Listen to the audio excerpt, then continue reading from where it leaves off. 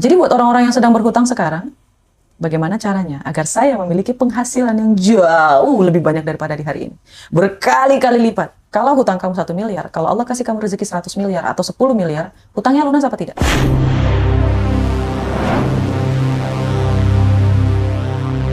Ini ada nih. Energi menentukan cara kamu menafsirkan realitas. Ketika kita energinya takut, kita fokus pada ancaman. Yang datang adalah rasa takut. Tapi ketika kita fokus pada kesuksesan, pada rencana yang untuk berhasil, yang datang itu peluang. Ketika saya bilang, bagaimana ya caranya supaya sukses? Yang datang itu peluang, Mas. Tapi kalau saya bilang, bagaimana ya caranya supaya saya nggak berhutang lagi? Saya fokusnya ke hutang. Ya, ya, ya.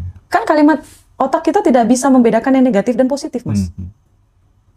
Jadi ketika saya bilang, gimana caranya melunasi hutang? Gitu. Fokusnya ke hutang. Oke. Jadi buat orang-orang yang sedang berhutang sekarang, bagaimana caranya agar saya memiliki penghasilan yang jauh lebih banyak daripada di hari ini?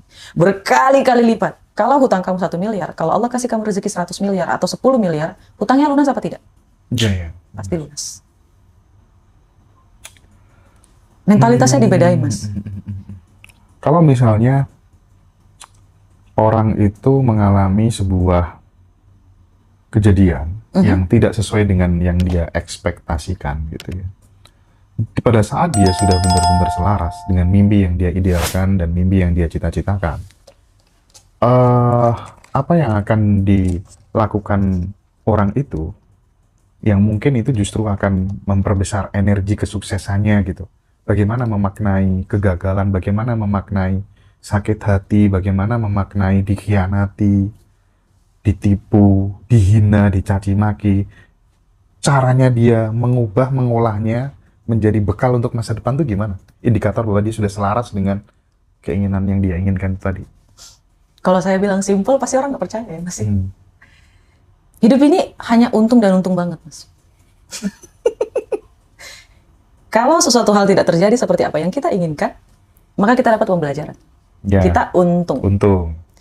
Kalau kita mendapatkan sesuai yang ekspektasi kita, kita beruntung banget. Jadi kalau ada orang bilang, hidup ini adalah untung dan rugi, ya dia pasti bakalan dapat Rugi. 50%, untung 50%. Udah terbagi dari awal, Mas. Iya, iya, iya. Dan kalau ditanya, Kak Roma nggak percaya ya namanya kerugian? Enggak. Rugi itu adalah pembelajaran. Pendapat pembelajaran gratis, itu untung nggak, Mas? Meskipun pengorbanan kita tuh waktu ya, Mas ya. Yang paling berharga itu, saya ulangi sekali lagi dari kemarin, video yang kemarin juga, waktu. Waktu nggak bisa dibeli. Betul. Itu nggak bisa dibeli sama sekali. Jadi selama itu tidak mengurangi waktu kita, melebihi dari batas yang kita miliki kayak gitu, maka kita untung. Tapi kalau misalnya ngabisin waktu gimana, Kak Roma? Ya udah ikhlas ya, nggak ada pilihan lain. Nggak ada pilihan lain, Mas. Kita nggak bisa menggabungkan dua pemikiran yang berbeda dalam otak kita. Otak kita cuma berfungsi 18-20%, Mas. Selebihnya itu alam bawah sadar. Jadi nggak bisa keyakinan dan ketakutan bergabung jadi satu. Pilih salah satu. Mau takut terus atau mau yakin. Kita harus pilih salah satu. Dan ketika kita lebih fokus ke ketakutan, ketika kita tidur, alam bawah sadar kita ini aktif, Mas. Pikiran kita aktif. Dan ini akan mengeluarkan frekuensi. Sampai kita bermimpi buruk jadinya. Tapi ketika kita yakin akan sukses, yakin atau afirmasinya yang positif-positif ya gitu ya, Mas ya. Ketika kita tidur, pikiran kita bekerja, mimpinya jadi indah. Mimpiin air yang jernih, ikan yang cantik, istana yang megah, kayak gitu loh, Mas. Itu mimpinya jadi bagus gitu loh, Mas. Nah, laki-laki, kebanyakan laki-laki sih, Mas. Kalau perempuan lebih ke sini, kalau laki-laki lebih ke sini. Kadang sampai botak kan gara-gara itu, Mas. Terlalu banyak yang dipikirin. Iya. Bener. Mbak Roma pernah nggak, misalnya di jalan gitu ya, Iya. lihat rumah bagus, terus kemudian di foto, wah rumahku nanti bakal seperti ini gitu. Ketemu sama kenalan baru yang diidolakan, figur otoritasnya gitu. Aku nanti akan seperti kamu gitu. Ketemu sama orang yang lebih pokoknya yang serba lebih lah ya. Nanti filmnya aku bakal copy paste kayak kamu gitu. Gimana, ada nggak pengalaman kayak gitu? Pernah, Mas. Kalau misalnya nih, Mas, saya pergi ke tempat, ke rumah gitu ya, Mas ya. Yang saya irikan itu bukan rumahnya tapi tanahnya. Oh iya? Gila, tanahnya luas banget dalam hati. Saya suka rumahnya mungil tapi tanahnya luas minta apa gitu. Iya. Karena kecerdasan saya itu tergantung environment, Mas. Iya. Semakin nyaman tempatnya, kecerdasan saya semakin muncul. Oh. Jadi kecerdasan itu ada 5 sebenarnya, Mas. Kamu di fokus, misalnya gitu ya Mas ya. Pertama itu deep fokus, deep itu dalam, fokus yang dalam. Environment itu sekitar kita. Matematika, analisa, dan visualisasi. Kalau saya itu lebih ke analisa dan environment. Saya nggak akan pernah bisa fokus. Dan gimana caranya supaya saya bisa fokus? 5 menit saya berhenti, saya main. 5 menit kemudian saya belajar lagi. Berhenti fokusnya Mas, saya main lagi, saya joget-joget. Ini Mas, ini ada di, ini sebenarnya ilmunya mahal banget, sumpah demi apapun. Ya. Ini ilmu brainstorming. Brainstorming. Iya, jadi kita melihat kabel otak kita itu bekerja bagaimana. Kayak kata Mas ya, foto kayak gitu, ada Mas. Dan Mas percaya nggak? Segala sesuatu yang saya punya di hari ini adalah hasil dari apa yang saya foto atas izin Allah Subhanahu wa Ta'ala. Sama gitu. Masya Allah, tas dulu Mas, tas. Dan teman-teman, kenapa kamu nggak lakuin? Mulai dari hari ini kamu harus foto apapun, apa yang kamu sukai, kecuali istri orang jangan. Oke. Aku ada sesuatu hal mungkin, nanti silakan di breakdown aja Kak Roma. Iya. Jadi pernah ya, hampir banyak orang mungkin pernah ketika menginginkan sesuatu itu terjadinya lama banget gitu. Tapi nggak tahu kenapa gitu ya, banyak juga teman-teman tuh yang baru sekadar batin gitu aja gitu ya.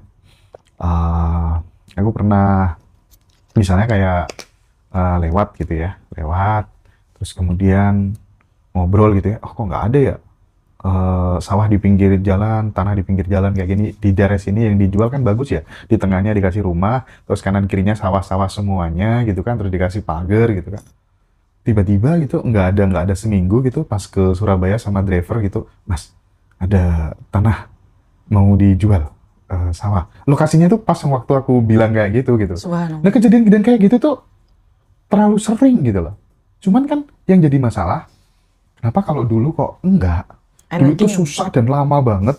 Sekarang kok jadi gampang banget ya gitu. Nah, aku tuh pengen Karoma menjelaskan gimana sih caranya transformasinya gitu. Dari yang tadinya susah banget, sekarang jadi mudah banget gitu. Bahkan effortless gitu. Mas Hendra sudah berubah bukan? Sudah apa? Sudah berubah bukan dari yang dulu? Oh sudah dong. Berarti dunianya berubah. Oke. Masnya sudah berubah, dunianya berubah. Kalau dulu sulit, sekarang jadi mudah. Dunia kita berubah setelah kita berubah. Oke, berarti ubah diri dulu. Ya, jadi Mas Hendra bahagianya lebih banyak atau lebih sedih? Dong. Atau sedihnya lebih banyak? Dong. Bahagia dong. Bahagianya lebih banyak. Kalau ada orang yang keinginannya gampang banget tercapai. Hampir jarang sedih loh, Kak Roma. Serius. Iya beneran. Aku sampai nggak pernah sedih gitu. Alhamdulillah. Jarang banget. Jarang banget ya Mas ya. Iya, karena kita berpikirnya ya kita fokusnya ke ada satu Mas. Ini gong sih Mas. Dulu saya ngerasa Mas kalau saya bahagia banget. Ini pasti ada nih kejadian yang akan datang. Dulu berpikir kayak gitu Mas. Tapi ada kejadian juga. Iya dulu karena kayak ada gitu. Program itu kali ya. Kalau sekarang udah nggak pernah Mas. Iya. bener. Iya bener tuh. Saya udah nggak pernah berpikir kayak gitu Mas. Serius. Dulu tuh habis ketawa ngakak gitu ya. Nggak lama kemudian ada kesedihan gitu kan. Sekarang udah nggak ada kejadian kayak gitu. Karena kita udah berhenti berpikir kayak gitu Mas. Aku pantas kok ngerasain bahagia ini nih. Aku pantas kok dapat kebahagiaan ini. Kalau misalnya Allah kasih yang sedih, memangnya kenapa? Saya alhamdulillah berhenti berpikir kayak gitu Mas. Kalau sedih ya udah gitu. Berarti saya fokus sama bahagia yang ini. Kalau dulu berpikir kayak gitu Mas, nanti apa nih yang terjadi kalau misalnya aku sedih gitu. Sekarang nggak. Alhamdulillah selama setahun ini aku nggak pernah lagi punya pemikiran kayak gitu. Nggak dimasukin lagi alhamdulillah. Buat teman-teman kalian pantas bahagia. Jangan merasa ketika kamu bahagia, kamu harus membayar kebahagiaan itu dengan kesedihan kamu. No. Kalau kamu mau happy aja. Kalau dikasih kesedihan ya Mas ya udah nikmatin aja kesedihannya. Habis itu happy lagi. Yeah. Kayak gitu Mas. Aku pengen sedikit sharing ya. Nanti barangkali bisa diluruskan atau dijelaskan ya hal yang saya alami ini ke Kak Roma gitu. Jadi aku dari dulu tuh ketika kemudian misalnya nanti kamu bulan Februari atau bulan apa tuh akan mengalami kejadian kayak gini. Minggu depan kamu akan mengalami kejadian kayak gini. Misalnya itu dalam mimpi misalnya ya.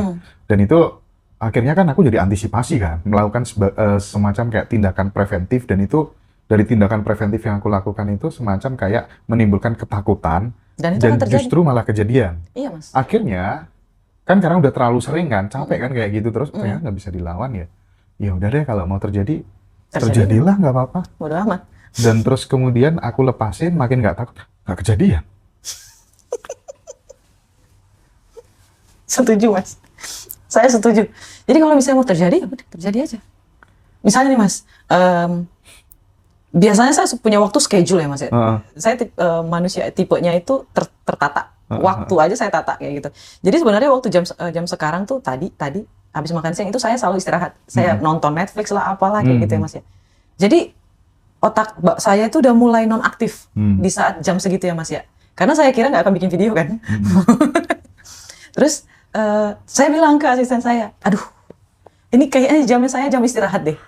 Takut nggak aktif otaknya, kayak gitu ya, Mas ya. Terus saya berpikir, aduh, ini saya praktisi energi. Saya baca lagi, energi takut. Oh.